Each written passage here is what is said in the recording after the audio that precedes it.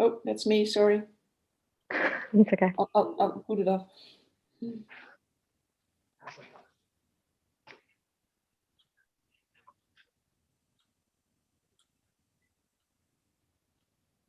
Hi, everyone. Welcome. Hi, everyone. Welcome. My name is Laura El-Tantawy. I'm curator of talks and events at the Photographers Gallery. We're just going to wait a couple of seconds as people are joining us. Hi, everyone.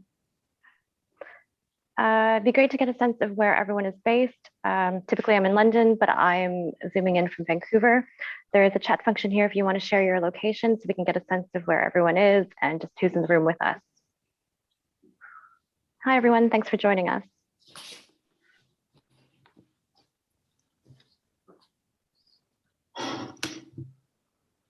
Oh, great. Some people in London. We might make a start now. Hi, everyone. Thanks again for joining us. As I said, my name is Laura El-Tantawy, and I'm curator of talks and events at the Photographers Gallery. I'm delighted to introduce this evening's event, which celebrates the 25th anniversary of the Photography Prize and marks the Photographers Gallery's own significant relationship with the Deutsche Börse Photography Foundation, which is now in its 17th year. Originated by former TPG Director Paul Womble, the prize was established to acknowledge the most interesting and innovative photography of the time and the role the medium has more widely. On this occasion, we're here with Laura El-Tantawy and Awoiska van der Molen, nominated in 2016 and 2017 respectively. Together tonight with TPG Director Brett Rogers, they will examine the ongoing importance of the medium and the mechanisms of the prize and its role in shaping photographic practice today through the lens of landscape, portraiture, and the photo book to look at conflict, representation, and technology. In terms of format, we will begin with presentations from Awoiska and Laura. Following that, they will be in conversation with Brett Rogers for approximately 30 minutes before we move it into a discussion with questions and comments from you. You can submit your questions through the chat function here, or they can be posed directly by raising the blue hand function on Zoom, and we will then ask you to unmute yourself. The event should last roughly 1 hour in total. Please note we are recording this, however, you will not be featured and will only appear at the end if you decide to pose your questions directly. We are approaching this event with the aim of creating a forum of trust and mutual respect, so please keep that in mind. Before we start, I would like to thank you all for joining us, and we hope to see you again at some of our other forthcoming online activity, and even more hopefully at the gallery where you can see this year's presentation of the Deutsche Börse Photography Foundation Prize. Anyway, thank you all again, and now to Awoiska van der Molen. Thank you all. Hi, everyone. Thank you for inviting me and welcome everyone online everywhere. It's a pity I can't see all the faces popping up because I'm curious who is listening along. I first wanted to go through the work that I made in nature, which I'm not calling the landscape works, but photographs made in nature. This is an image of the exhibition at the Photographers Gallery 2017. A reminder for some of those who have visited the show. Later on, I'll show the work I'm doing in the last 1 or 2 years, but to sort of warm up, I wanted to go through these older works that I made in nature that were partly shown at the nominated exhibition. It was a show at Foam in Amsterdam, where I'm also now speaking from because I'm based in Amsterdam. Oh, Awoiska, sorry, did you want to share your screen? Oh, Lord. So I'm speaking and no one is seeing this. Oh, sorry.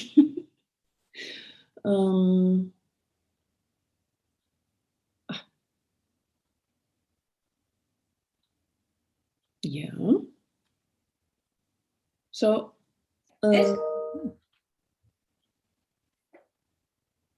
Perfect. Oh, okay. So everything I just said, this was showing these images.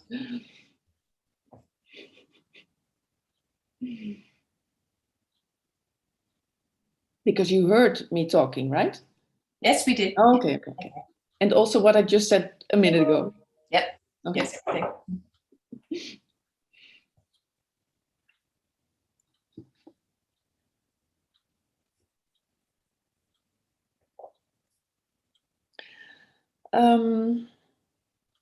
Yeah, I just said, so the works I made in nature, because I think it was maybe around 2017 that I started to think, but I don't feel, or I'm not a landscape photographer, but I'm moving in nature, and what sort of space is that?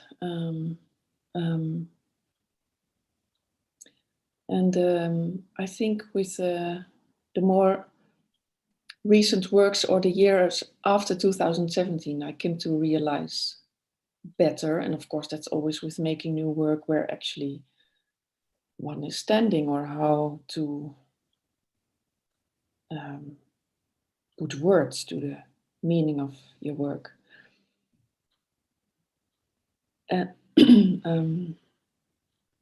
By now, it's 2021, I would call it psychological spaces, and also with new work coming up, I would rather call it psychological spaces.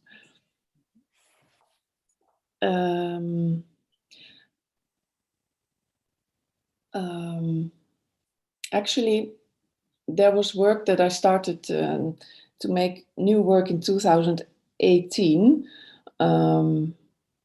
but in the months after the nomination, I was sort of resting in a way during a residency in the United States.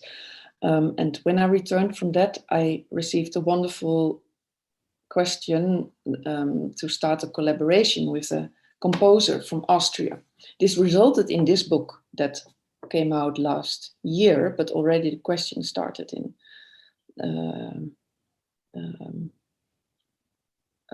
end of 2018. So he asked me to photograph his Austrian mountains, because that's where he liked to climb and walk to empty his mind that he needs to compose. He's a modern composer. And this was only actually going to be projected during the concert, the live concert that would be held in the Royal Concert Hall in Amsterdam. And of course, it's still postponed, so it will still occur in the coming spring.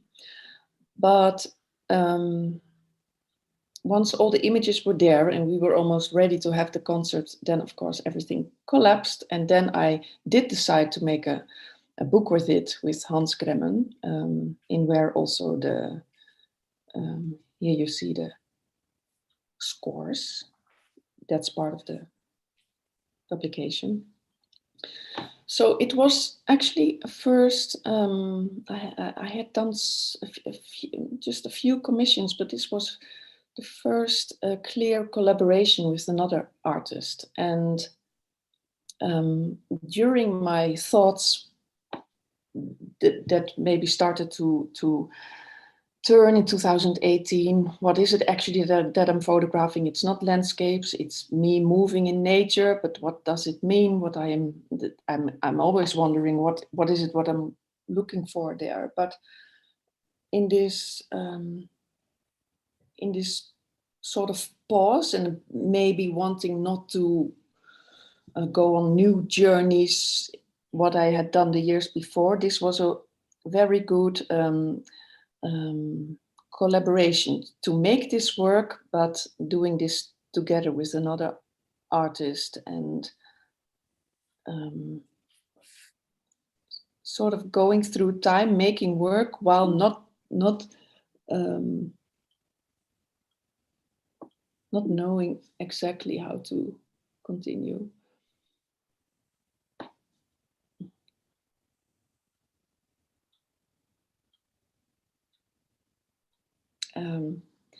Yeah, this is always quite surprising. I normally when I make my own my autonomous work, there is no white sunny skies, but in this collaboration I felt quite free. I thought I have to hand him over material that can be also, maybe there is, I don't know what he will compose, but he maybe also needs some sort of lighter, thinner air images. So there's more white and sun in these images, which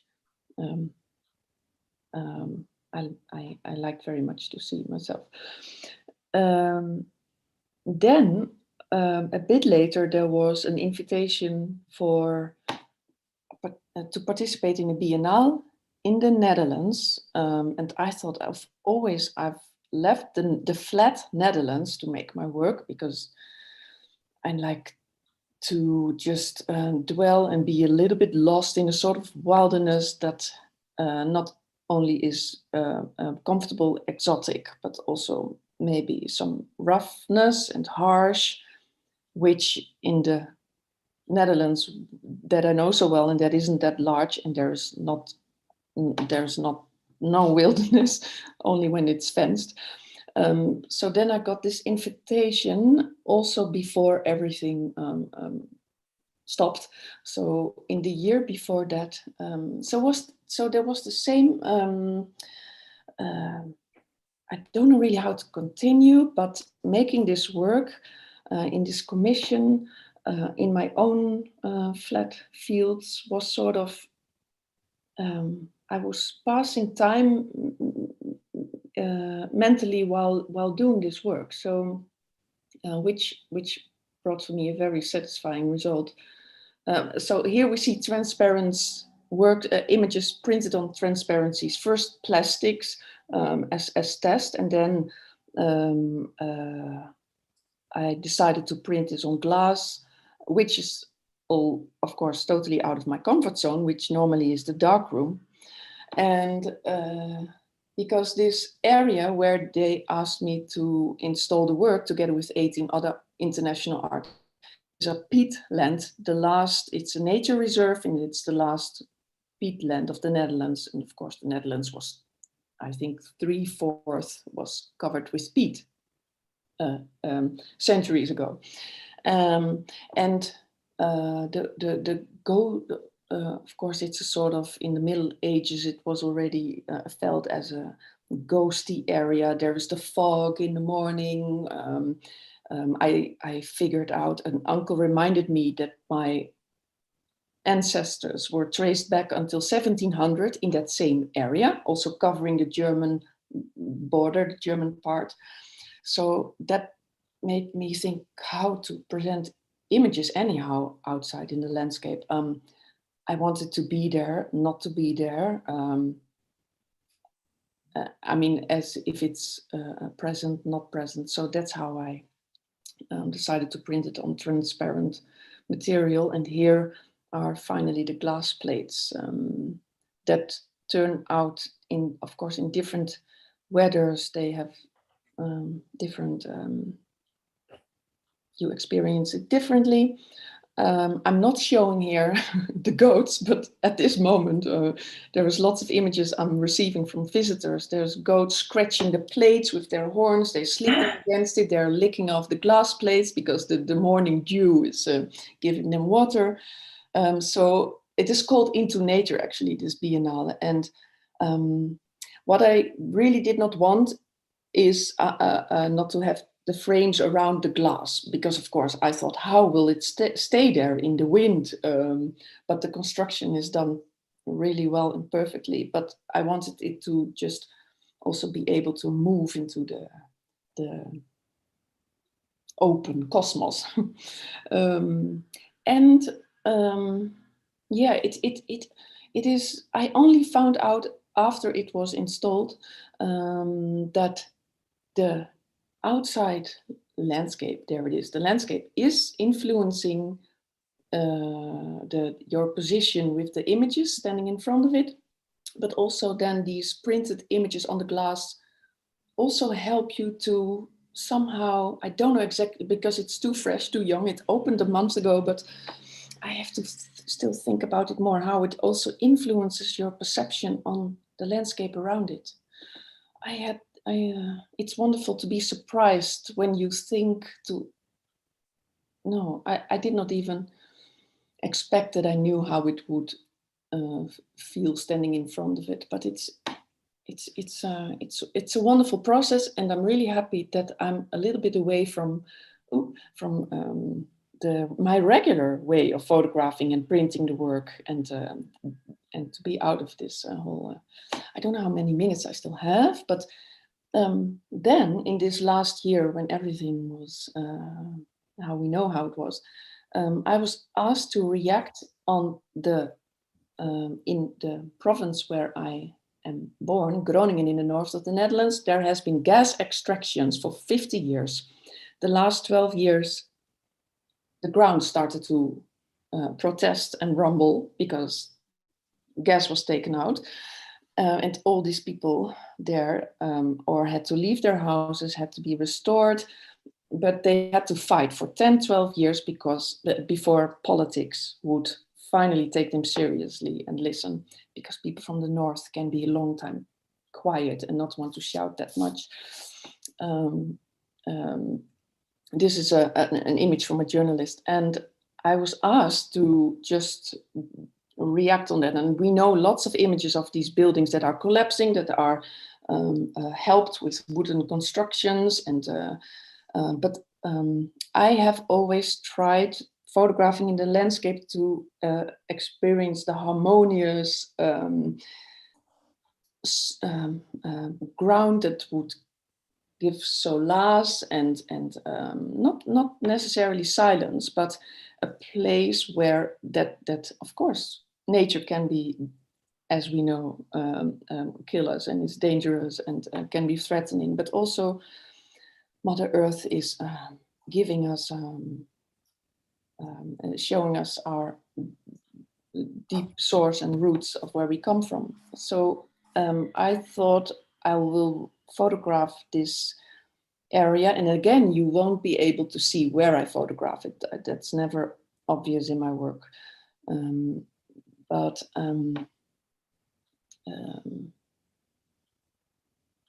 I had in my mind, making this work, I want to build a sort of chapel with all these images together, and hopefully for these people living in this whole earthquake area, that they, if they visit this exhibition, installation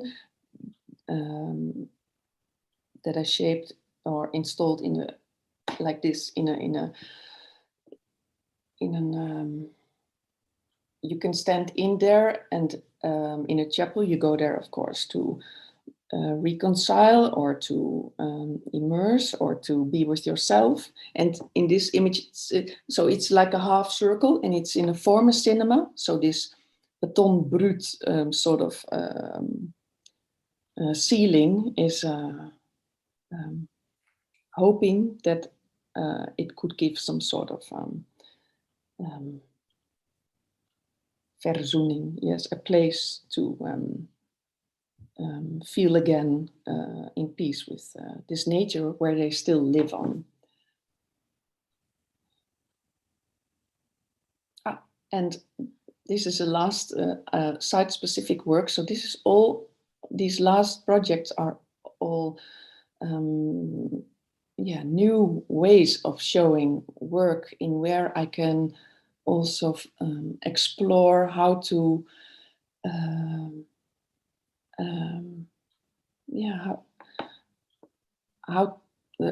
finding new ways how to make experience these psychological spaces, actually. So here there is this circle, which is sort of a black deep pool, which is a reflection on the image that is standing against the wall. And by the way, this is a Photoshop mock-up, because this will be installed tomorrow. So that's so that's it for now. That's Awoiska, we do have a. Oh, you wanted to keep one going. last picture. So these are windows that I'm working on, but I could not continue this because I have to really leave even Europe on where I'm working on these windows. So this stopped for all this last 1.5 years actually. But so no, we'll talk about that. Just So one of the audience members has asked, Julie has asked us, could you tell us a little bit more about the scale of the images that are the glass installations in the landscapes? How big are they? Yeah, the widest are almost 2 meters wide, and some of them are 150 wide. Oh goodness! So that was quite an engineering feat for the people who had to install them. Sleepless nights, but it all worked. Yep. And we put them there with white gloves, like, they should not be harmed. And then the goats came along. Yeah. So before we go on and ask Laura to do her presentation, it just occurs to me that, you've taken us on a journey from, you were really nominated for your book. So this book is the object. And then you showed us you started with the image of the installation at the Photographer's Gallery. Do you see that also as an immersive installation? Because since then, everything you've shown us, which is wonderful out in landscape, really has worked with the context and the landscape in which it's been installed. And I'm wondering whether, even going back to the White Cube, when you installed the exhibition here in London, did you also see that as an immersive installation, how those works work together? Actually, I was nominated for the exhibition at Foam, which was not a book. But I was nominated for the book show. came later. Yeah, the book came later. But if you mean if I experienced the show at the Photographer's Gallery as an immersive installation, or is that something that's come through your through subsequent developments with the work and your exploration of the landscape?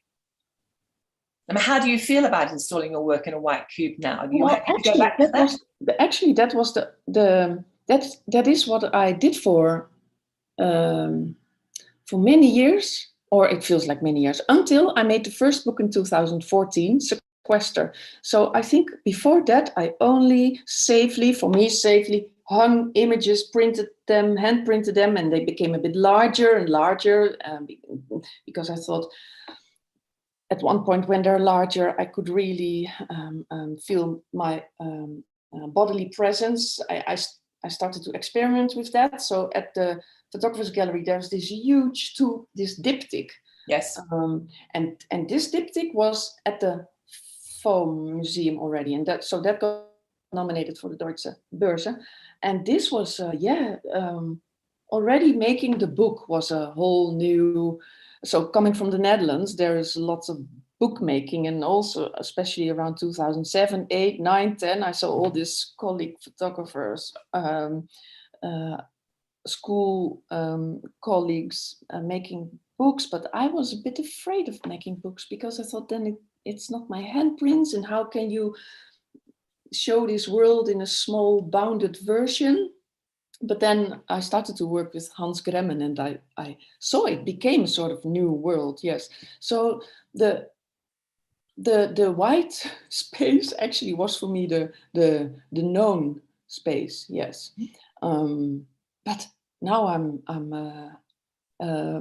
really happy to see that with also these last year's experiences that I start to think more free, and in all these sorts of possibilities to present, with the goal to make myself, and of course make the viewer, feel stronger, and make feel stronger, not necessarily viewing with our eyes and thinking with our ratio, but how to connect the work just with the unconscious, the bodily unconscious.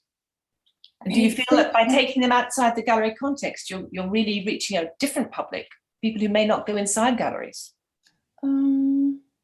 Obviously, the goats are very happy about it, but I'm just talking about normal people, the farming community, and the people who must be seeing. Because this area where these glass plates are standing, yes, there's much more visitors that like to explore or do these walks in the weekend, who probably also in that part just really at the last part of the Netherlands on the east side, they are, it's true, they will not easily step into galleries, no. So it is I'm really happy that I can make them see the nature around in a different way through the glass plates that are standing in between them and the nature. So And in the chapel, are those also on glass, or how are those prints made? And is it still analog that you're driving your process? I see I cannot go, oops, oh now it's... Let's go back a little bit. I'm using my arrows. Here, yeah. Yes, there we go, exactly. Actually, these are which I've never done before. These are digital prints. Oh, okay. How did that feel? I mean, did Mr. Kremen get involved? Because I know you have a very special relationship with your printer, Awoiska. Yes, it works with him he has designed 3 of my books, and when something works, I like to be really loyal. I use the same camera for 20 years. For people who want to know, it's just a simple Mamiya RZ, medium format. These are questions that people always think about. I use the same Ilford film for all these years. I print in a darkroom, and then when I was invited for this Noorderlicht Festival, which is in the north, in Groningen, they wanted me to print in the house. They have a huge digital printing facility. And then I thought, the first thing I thought, then it won't be framed images on the wall. But then at the same time, already I had this idea of what I wanted to give to the people on this in this earthquake area. So already I saw this sort of church chapel sort of setting, thinking it won't be handprint. So, but I could for one time I can live with it, but I just would like really much to, also to go back to the hand printing again with the silver gelatins. Good. And we'll come back to talking about books in a minute, but I think it's time now to ask Laura if she can make a presentation of her work, and then we can talk about the similarities and differences between your practice. So Laura, would you like to share your PowerPoint with us now, please? I will. Thank you. Thank you so much for having me as part of this discussion. I'm delighted to be here. Nervous as usual, but I think once I go through the first couple of sentences, everything will be fine. So yeah, I was nominated for my book, In the Shadow of the Pyramids, which is a body of work that I was working on from 2005 up until 2015. It's the year that I released the book. It's a self-published book in an edition of 500. Full disclosure here, when I first received the email that I was nominated for the award, I first thought it was spam. And then I thought, well, no, this looks pretty legit. But then I was pretty intimidated by actually applying, and I considered not doing it because for so many years I had frequented the photographer's gallery to see the show. This was the show of shows every year. If you miss anything, then you can't miss the Deutsche Börse Photography show, because this is where you see the trends in photography, what's happening, and the possibilities that photography has to offer. So for me, this was always really such a privilege, I think, and something I'm hugely proud of, to be nominated for this body of work, because this was my first major body of work that I've ever done. My first self-published book, lots of firsts with this book, and obviously first major nomination for an award. As part of it also, you know, being in London, there was the promotional aspect of it. I often received those images from friends of mine saying, hey, I saw you today at Westminster Station, or I saw you today at Oxford Street Station.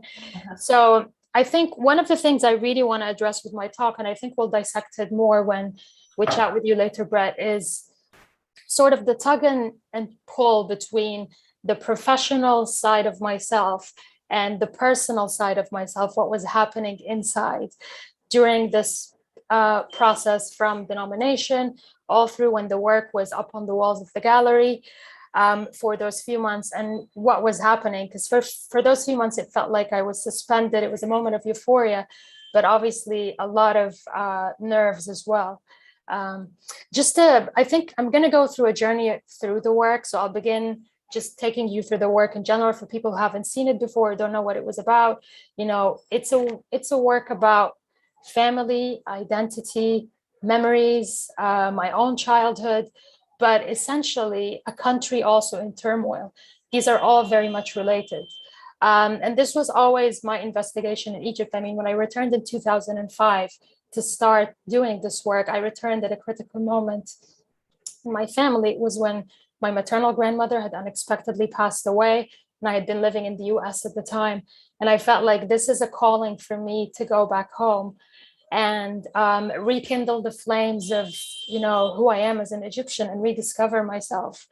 And through that, in a way, pay homage to my grandmother, who was always calling me and saying, come back home, we miss you, life is here. And, the kind of things your grandmother would say. So I went back to Egypt with that in mind. But I think when I was preparing this talk, I thought it's important to address, where does the work come from? Because when we look at images, we just think that this happened because of the events, which of course inspire the imagery, but also there's a history behind it, because we arrive at images with ourselves and where we are in our lives. And that is very much informed by our background and what we encountered growing up.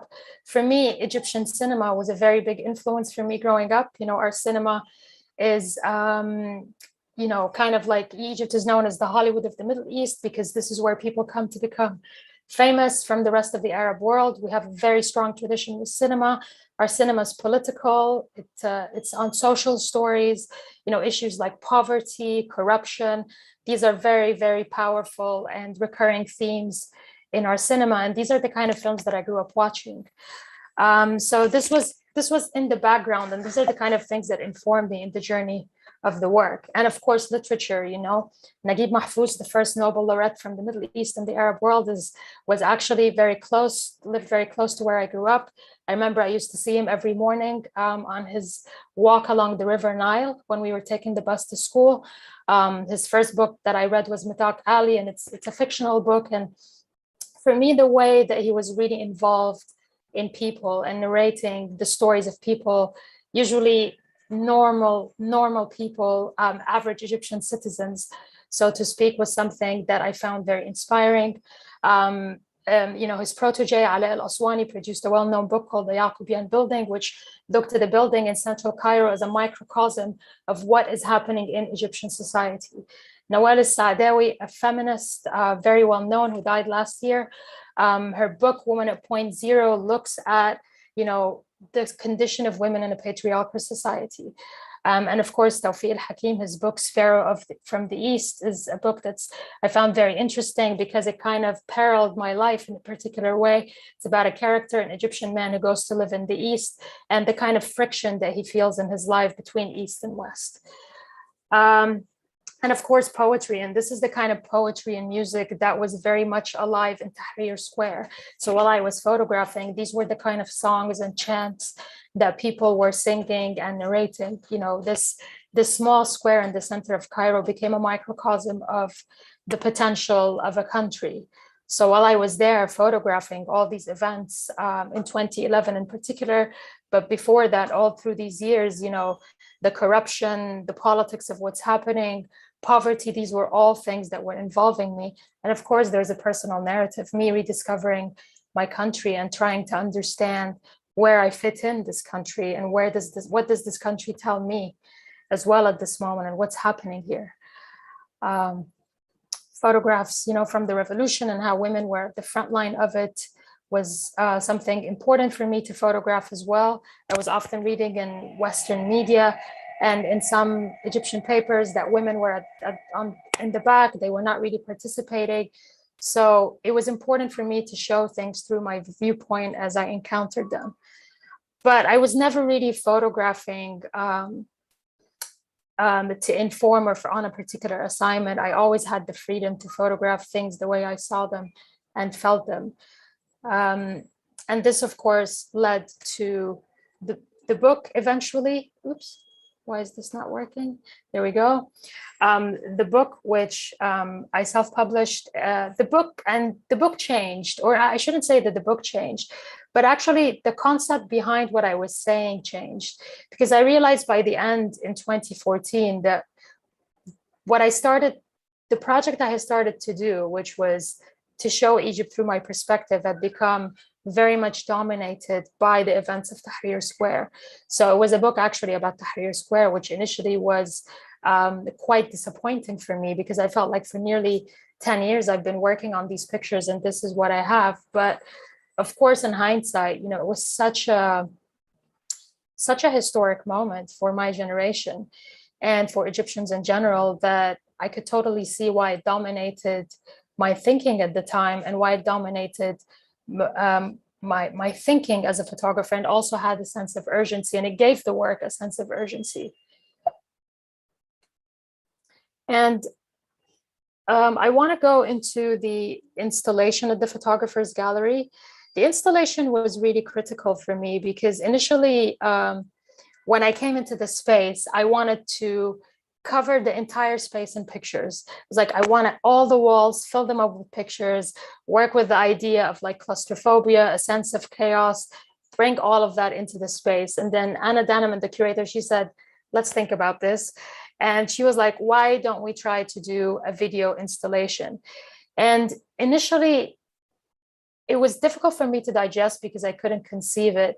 But after seeing it, it really brought the work to life in a way that I felt was the truest way that it could be presented. For me, it became a space that was quite meditative. You know, it was a 3-screen installation, two moving screens. The screens on the left were rotating the same images, the same slideshow going, but you'd never see the same image at the same time on both screens. So you were looking at a dual narrative. So that created a sense of tension. But I think there was also 2 audio tracks, one with my own voice, reading excerpts of the text from the book, which are all written in first person, almost diaristic in the way that they're written, quite impressionistic as well. And the other audio track was sounds from Tahrir Square. So it became a very immersive experience. And I used to actually come and just stand in this space.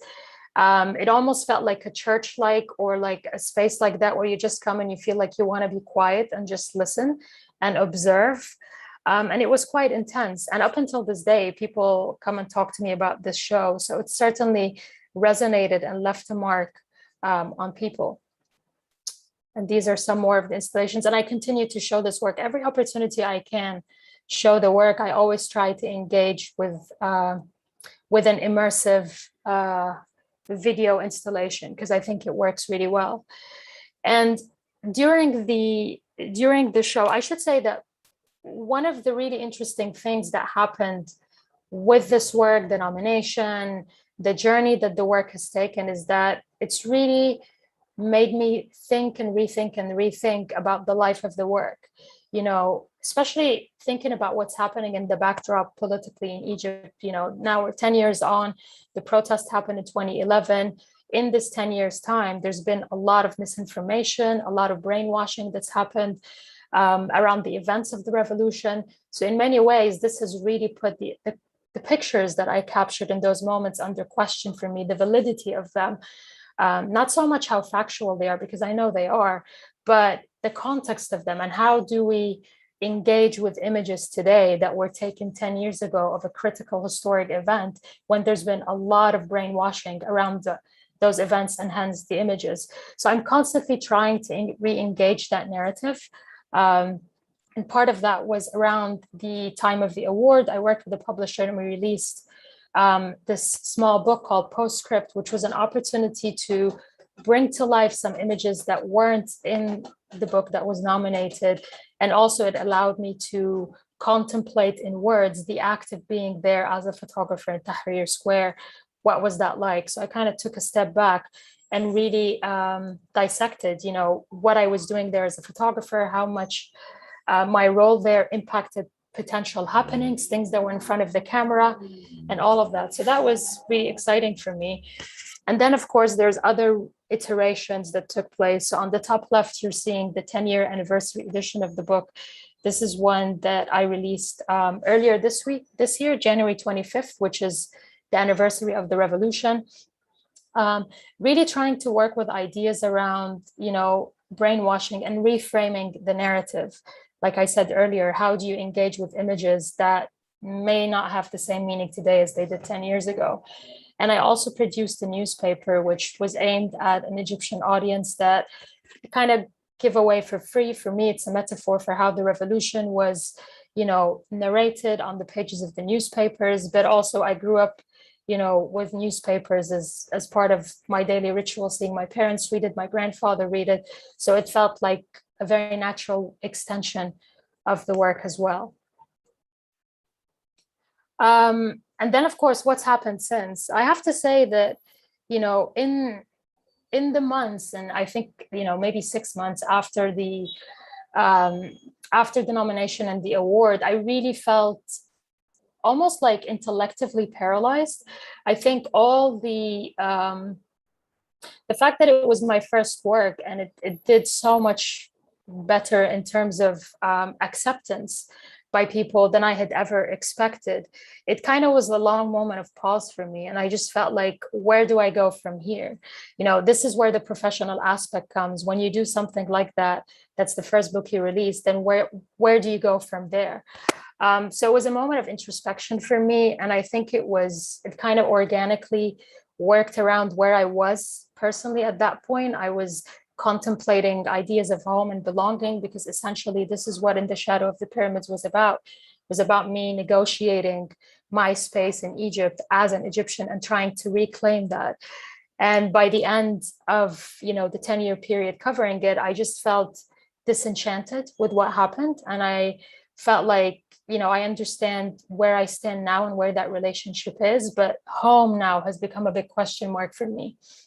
And this is where Beyond Here Is Nothing came from. It was about re-engaging with photography purely as an act of feeling and seeing, and not reacting to events in front of me. So it was very contemplative, very slow, and a very quiet process. There's a lot of silence here, which is very different from In the Shadow of the Pyramids, and a lot more color, and I think hope potentially. And this became my next book. And I think this is also something that happened, being nominated for that book gave me a lot of confidence. And it really, it showed me the possibilities with photography. And it showed me the possibilities with the book as a form of engaging still images and trying to bring them to life. This for me is something that actually reinvigorated photography for me overall, because, up until In the Shadow of the, throughout the years of In the Shadow of the Pyramids, I had a lot of doubt and insecurity, which continues today. And I think that's actually quite a healthy thing for me as an author. But, it came to the point where it was too much and kind of, was stumbling me in actually creating work. So I think the book as an object has really excited me so much about photography and engaging people with images and trying to bring them to life in one way or another. And then what am I doing now? Well, since 2008, you'll notice I tend to work on these projects for quite a long period of time. I'm often doing other things on the side, but obviously I like to take things slow. And I think it's good because there's never really a rush for anything. Why rush through it? So I'll Die For You is a series I started in 2008. Everything that I do is kind of inspired by an element of my personal history or my heritage. And as somebody that has always been in a space where I'm contemplating two identities, the British identity and the Egyptian identity, I'm always in one place and thinking of another. This creates a lot of tension and internal friction, but it can also be quite an interesting space, I think, to explore photographically. So a lot of my projects, are kind of in this space somehow. And I'll Die For You is very much there. It's kind of an ode to my grandfather, who was a farmer himself. And the work looks at farming as a way of life and the challenges that farmers are facing today for different reasons. The common denominator is the erratic weather patterns that we're seeing all over the world. But I photographed in different countries. In India, looking at the epidemic of farmer suicides, which, over the last 30 years, more than 300,000 farmers have committed suicide due to borrowing money from banks or rich villagers in their community. And if the land doesn't produce, or it doesn't rain enough, or they can't afford fertilizers, then the land doesn't produce and they can't pay off the loan. And it's a cyclical process, and they just, they can't afford to pay it back. I've also photographed in the Palestinian territories, looking at the politics, how the land becomes an object, becomes not an object, becomes a political aspect of somebody's life. The land becomes almost like a passport, that if you don't have the land, then it's almost like losing your identity. but also drawing on the relationship of this intimate bond between man and land, looking at people's skin and details from the landscape and elements of nature like water, the trees, light, all of these things, and how they actually feed into the farming process. So it's quite a multi-layered project. It's quite complex to talk about and sometimes quite complex to show, but I try to articulate it. But this is hopefully going to be my next book. And I've received a couple of commissions last year to continue doing this work. So if I'm allowed to travel, or if we're allowed to travel back to the US this year, then hopefully that's going to be my next chapter and the final chapter, looking at mental health issues among farmers in the US. So it's quite an extensive project that's been extremely informative for me personally. And in many ways, I felt like in all the farmers that I'm meeting, I'm seeing aspects of my grandfather. I'm building an image of this man that I never met because he died before I was born. And it's kind of, in a way, it seems like it's getting me closer to him in a very special way. And I think this is also about the power of photography and how it can emotionally heal some of the spaces that we have within us. These sorts of things. And that's pretty much it. I was aiming for 10 minutes. I thank you so much, Laura. It's so wonderful to see your new body of work to do with farming, and all based around the story that comes from your own personal history, as In the Shadows of the Pyramids came originally from your reconnection with your family. It has taken 12 years so far, but are you hoping very much that it's a book that's going to be, do you see it in your mind when you're thinking about that project as a book primarily before it goes on the walls or in any other form? I think now, yes. I think this has been really a significant change for me in the past 6 years since releasing In the Shadow of the Pyramids. Is now I think about the work as a book. I'm not necessarily creating certain images, seeing them fitting in a book a certain way, but the book is definitely there as a very important part of the process and the life of the work.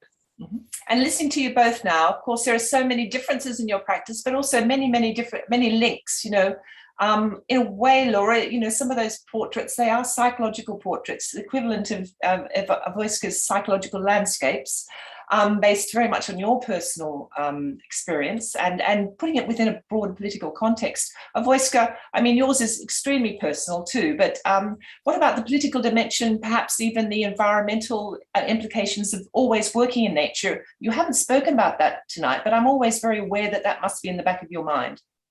It isn't at all.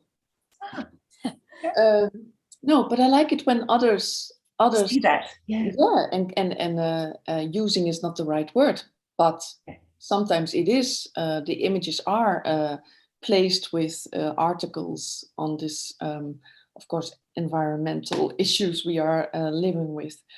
But I am at all not this sort of activist.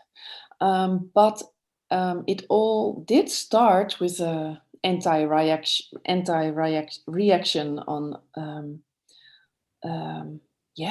our society, because around 2000, and this I then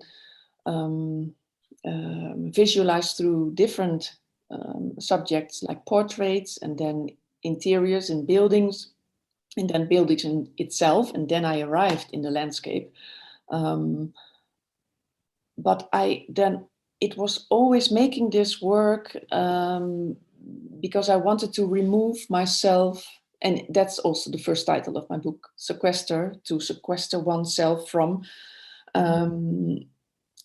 of course, sequester, to voluntarily step out of a situation. I thought, I cannot barely hear myself anymore. This was around 2000, of course. Internet was, it's always like grandmother is speaking, internet is growing and growing. I still want to read that pile of book, but now everything is in this computer. Demanding attention. Sorry? Everything's demanding your attention from the computer. Yes. And of course, it depends on the person if you can handle that or not. But I thought, I just want to, and on art schools, darkrooms were removed because the Netherlands had lots of art schools, and then all this pastel colored IMAX were placed in these spaces. And I thought, I'm staying in the dark room. I'm staying, working in this slow pace. I will leave into the darkness, because then I was still photographing only in darkness, because there is more silence. And I would photograph persons who had the appearances as if they would be with themselves, rooted, not influenced by everything that is in the world. Of course, there's beautiful things evolving, and there's also good sides on it, and the information that is coming our ways. But in the last decades, of course, so much has evolved and grown and speeded up. But I also can imagine when was the first wheel found out, that maybe also people were then thinking, everything is going so fast because now things are rolling. So, but when I was when I had just graduated, my turning into these quiet spaces, and now has been in nature in the last 10 years. It is a reaction, of course, to the world outside our society. Laura, what do you feel about what Awoiska's just said about reacting against the quiet time, and how you coped during COVID with this long quiet time doing your work? Yeah, I mean, I think COVID for me was difficult for the first few months, just kind of finding a balance to understand what's happening, but also how I can function within that space. And I think in the end, it became actually like the best year for me, because it became a year where I kind of managed to find a new sense of self that I think maybe I couldn't really relate to before, with all the busyness that was happening. In terms of my work, I mean, I applied to do an MA, which I'm doing now. I'm studying filmmaking, which I'm really excited about, given how inspired I have been by cinema. I wanted to be a film director before I ever arrived at photography. And I think, I started experimenting with cyanotypes, which is a really slow process, but it's also quite engaging and fun, and engaging with nature. So that was really exciting. And I was back in Egypt with my parents, so that was really good. It was a bonding experience as well. And, given that family is always a very big part of my work, it was really good to be there. My parents are getting older and older, and I feel like, I got to know them so much better during this year. So I think for me, it wasn't so much about making work, to be honest with you. And that was the difficulty in the beginning, negotiating. Reconnecting with family. Yeah. And Awoiska, you heard what Laura had to say earlier in her talk about after she got the award and was nominated, it was nearly so much to cope with, that after it was all over for the next few months, she needed to calm down. She needed to pause and reflect upon her practice. Can you tell us what the experience was like for you? Yes, I can so much relate to that. There's so much to recognize. And by the way, thank you for your wonderful talk on your work, Laura. Very interesting. I was actually lucky that already there was this residency coming up, the Headlands in San Francisco, one deep in nature, just outside of San Francisco. So I think I did not even realize yet how much I sort of needed this few months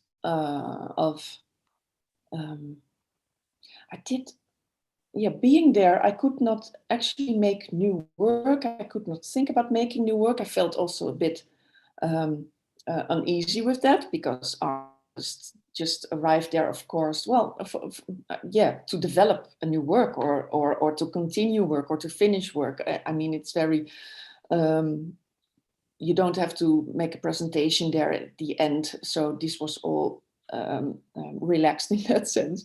But I remember keeping on thinking, it's a sort of it was a sort of retreat to overthink and rethink and how am I continuing, and but also there was a sort of peace, as if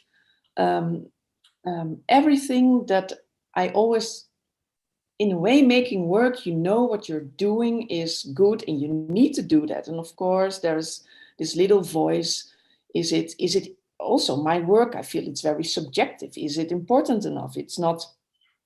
It's not a clear protest, or I'm not showing the pain of what is going on around us. Isn't it sometimes too aesthetic? And but I had there this.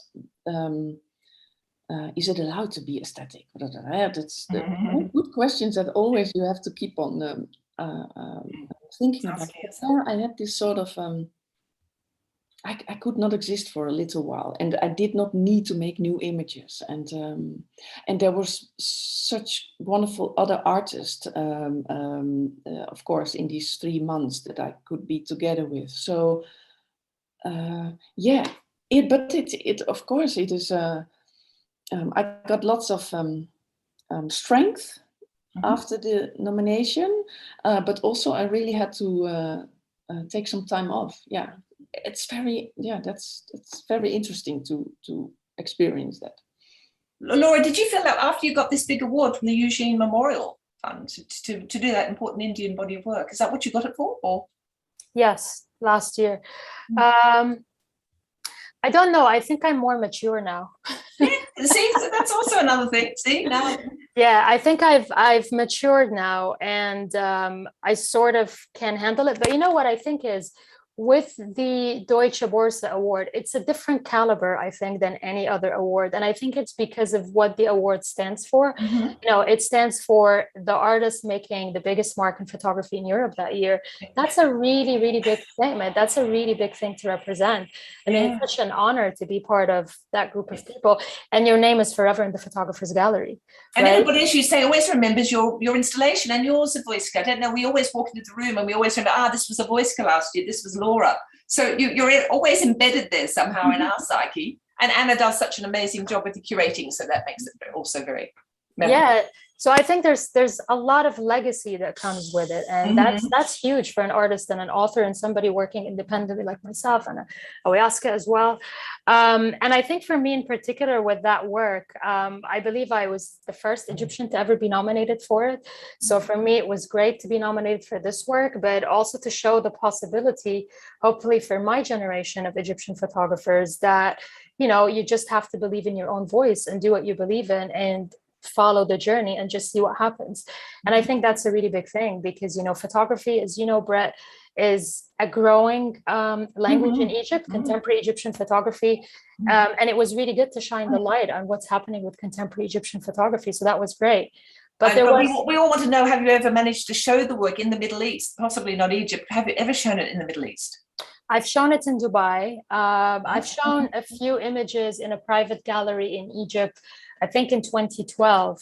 I fantasized about doing a street installation in Egypt, but the politics of what's happening makes that very difficult. And I've negotiated with galleries in Egypt to do it, but there's always a sense of fear because you don't really know what to expect if people realize that your work is there and what it stands for and the interpretation behind it. So it's definitely a risk to do that. The only way I could compensate for that is by doing the newspaper and give it to Egyptians. Yes, exactly. That makes sense. And Awoiska, are you going to be working in a different book form in the future? Do you think? I want you both to know that, because I know that both your books, for which you're associated with, are on eBay at the moment. Yours, Awoiska, Sequester, is available from £180 to £345. And yours, of course, your first edition is just not available, Laura, is it? But everybody's waiting the 10th anniversary reprint of In the Shadow of the Pyramids. Do you think that there is a more accessible form in which you might be able to present your work other than in the landscape in book form or printed form in the future, like a newspaper, or would that just not interest you because of the quality of the print? Oh no, it's just it's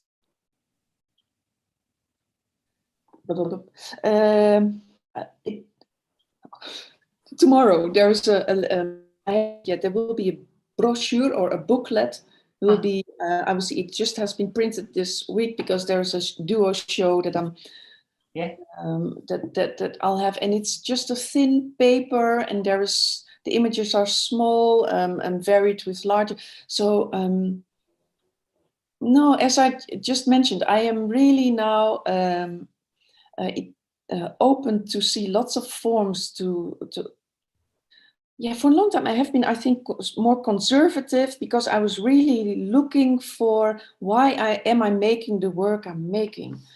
And there are so many ways how you can show your images, books or even moving images. And I thought that's all just, let's not vary too much, because I want to understand the content, which I still find hard to put words to, because images are to just experience in my case, I think, and to see, and then to put words with it, I always find a little bit difficult, but also to explore different, that's why it took quite maybe 10 years before I made my first book, but now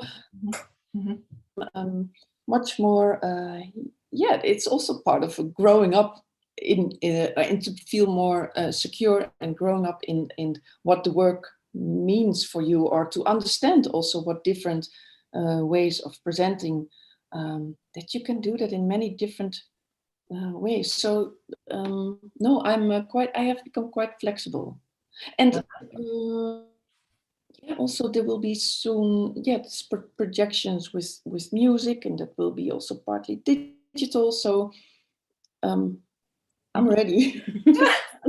We look forward to that. But Laura, there's a question from Ollie. Could you talk about the scale, the image scale in your book? Use of scale and images in your books, Ollie asks. Right. About my books or your books? In your book, could you talk about the use of image scale? I think in the Shadow of the Pyramids, I'm thinking it would mean, and also possibly the use of the close-up and the... Yeah. Well, I think for me, like when you're talking about scale, I imagine you're talking about actually like the sizing of the images in the book itself. For me as a photographer, every photographer, I think, wants to see their work really big and get really immersive with the object. For me, it all had to do with design. And like Awoiska, I'm also very loyal to the people I work with. So I've worked with the same designer and team for all my books, who are Dutch. So we see, which you may know. Interesting. Yeah, and it's now a friendship and a collaboration, and I really like working with them. But yeah, the scale, it really comes with the design and the object. How do we want this book to feel? Do we want it to be an intimate book? So do we want to go smaller? Do we want it to be a book where, if it's a landscape, so I'll Die For You is actually going to be about 40 by 45 centimeters, because I want it to be quite big for people to really get into the work and dive into it. So for me, scale is really about the feel that I want people to take away from the book. Okay. And just to go back to Awoiska, I've missed a question from earlier. When people approach you for commissions, how do you assess whether you really want to do them? I mean, do you say no to some commissions? We're a little intrigued by the one that you did in the countryside. So yes, well, it's actually the last 2.5 years that I got these beautiful requests to collaborations. That's also very nice to see how to collaborate and to not decide everything on your own, and to discuss and to learn from each other. Also, artists from other fields like musicians or I think until 2.5 years ago, I did not do any commissions. I just worked in my own pace and then exhibited the work that would suit in an exhibition if I was invited.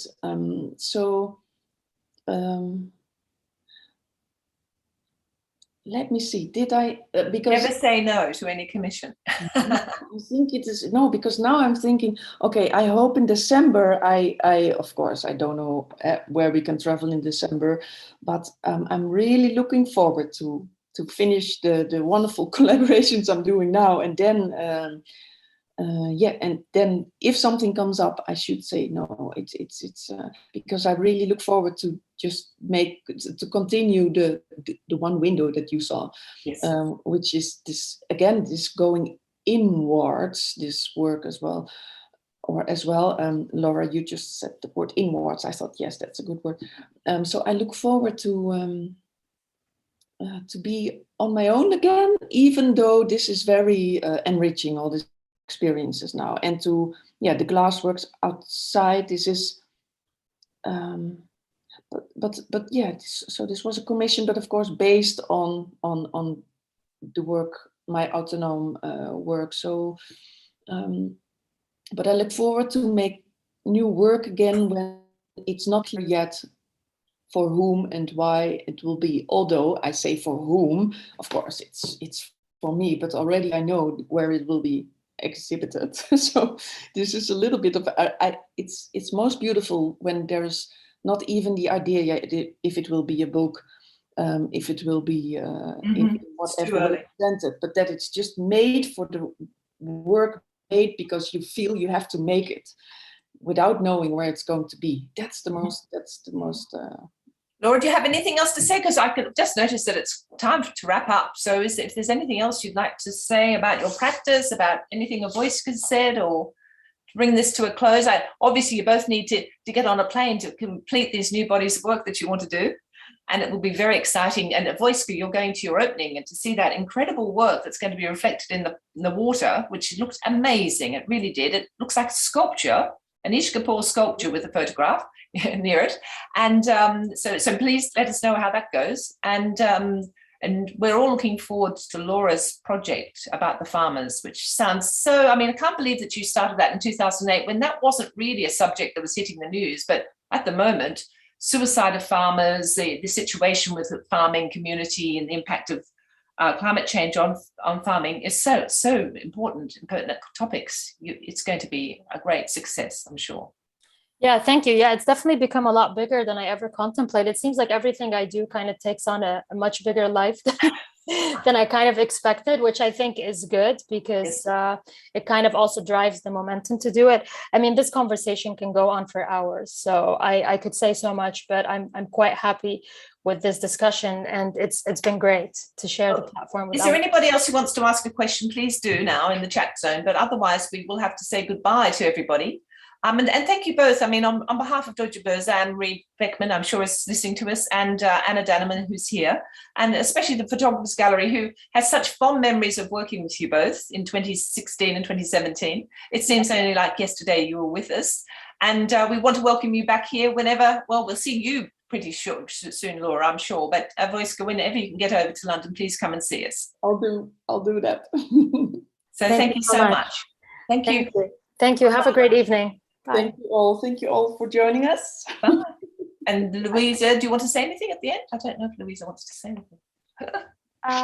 Just thank you, everyone, to our speakers tonight. Laura, Awoiska, thank you so much for your generosity. Brett, for your great moderating, and of course, Anna Danneman, and to you all for joining us tonight and for your ongoing commitment to the gallery.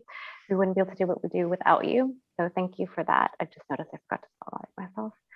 And yeah, we are grateful to continue to be welcomed into your homes and to have the opportunity to share the important and beautiful work of these amazing photographers. So, and hopefully you'll visit us at the gallery soon. There'll be a chance to see the work of this year's nominees. And we have our next and final event in this series where we reflect on the prize. And that will be in 2 days with Oliver Chenron, Mishka Henner, and Anna Lichtenberg. So please check our website for more information on that. And thank you, everyone. Have a good evening. Thank you so much, Laura and Awoiska. Laura, thank you, everybody, for joining in. Bye.